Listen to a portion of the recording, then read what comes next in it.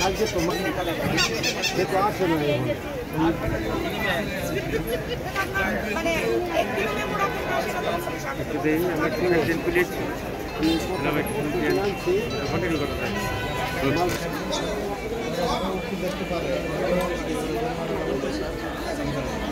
আমাদের বাপের তো কোনো সম্পদ নাই, একটু হয়তো সরকারের জায়গায় একটু আমরা ই করে একটু পেটা চালাই আর কি। ঠিক আছে, আপনারা যে মনে করেন একজন ভোক্তা, সাপোজ একজন ভোক্তা, আপনার এখান থেকে আমি ভোক্তা হিসেবে আসলাম, আপনি যদি আমাকে মিথ্যা কথা বললা এটা তাহলে তো না আমারই কথা। ঠিক আছে, আপনি যে মেমো রাখেন না, আপনি যে মেমো রাখেন না, আমি তো ধরে নিচ্ছি। হ্যাঁ, আমি আগে স্বীকার করছি আপনারটা, কিন্তু আমি আগে স্বীকার করছি যেহেতু আমি প্রথম আনছি, হয়তো আমার এটা বোঝার মধ্যে বলেছি। আমি যদি কালকে থেকে যদি কিনি এগুলো বিক্রি করি তাহলে মেমো রাখ। ঠিক আছে, আমি তো আগে স্বীকার করলাম। কেন এই যে মেমোটা রাখতে হয় না ব্যবসা হিসেবে আপনারা জানেন না? জানি, কিন্তু আমি ওই আমি আগে কাঁচামালে বিক্রি করতাম তো তরমুজটা আমাদের নিয়ে আজকে প্রথম।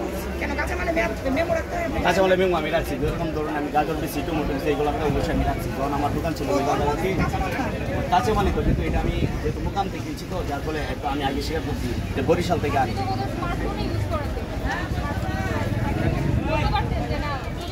হ্যাঁ ঠিক আছে, এটা আপনার মানে আমার যদি ইচ্ছা থাকতো আমি যদি বলতাম যে না এটা আমার গ্রামে লিখতে হয়েছে, ঠিক আছে, এটা আমার অপরাধ, আমি তো স্বীকার না। বাবুল ভাই কই? বাবুল ভাই,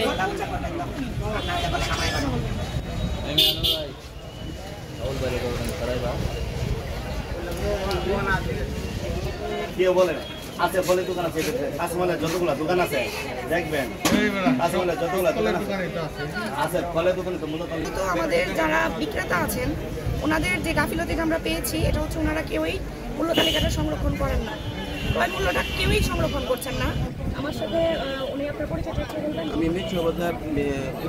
আমি বলেছি যে ওনার এখানে যতগুলো দোকান আছে একটা দোকানেও ওনারা ক্রয় মূল্যের রসিদ সংরক্ষণ করে না, ফলশ্রুতিতে যেটা হচ্ছে বিক্রয় মূল্যটা ওনারা বাড়ায় রাখছেন, এটা হচ্ছে সমস্যা।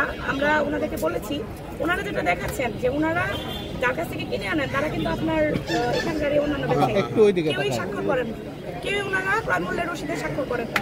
এটা হচ্ছে সমস্যা আর কি, যে কারণে বাজারের দামটা বেড়ে যায়, মানে বিক্রয় মূল্যটা বেড়ে যাচ্ছে।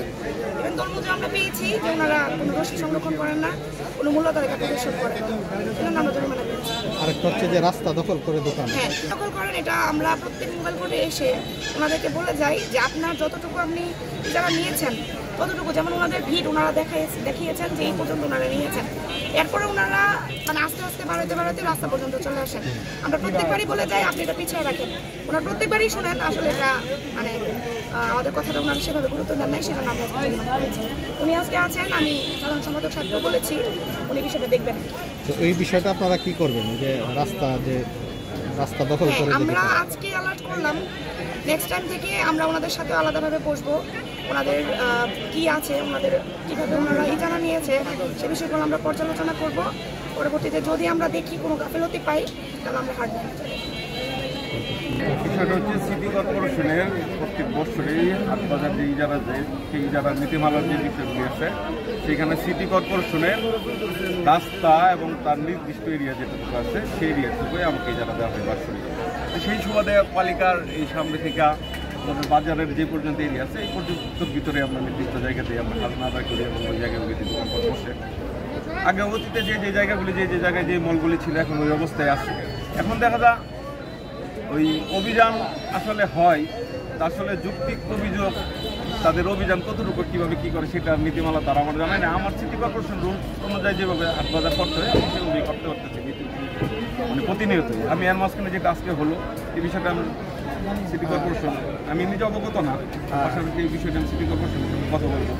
আমাকে হাটবাজার যে যারা দিচ্ছেন যে একটা নীতিমালা যেগুলি আছে নীতিমালা তো আমাদেরকে আমার দিতে যারা আসতে অভিযান ম্যাজিস্ট্রেট তারা তো এগুলো মানতে চায়। ঠিক আছে, সড়কের উপরে যে দোকান অর্জিত করা হয়েছে এগুলি হ্যাঁ ইজারাতে আছে সিটি কর্পোরেশনের এরিয়ার ভিতরে, হাটবাজারের ভিতরে সিটি কর্পোরেশনের যে এরিয়া রাস্তা আমাকে তো এখানে এই যে দোকানগুলি আছে নিজস্ব পৈতৃক সম্পত্তির উপর আছে, এটা হাট বাজারের ভিতরে পড়ছে, সে খাজনা আমার আদায় করতে হবে।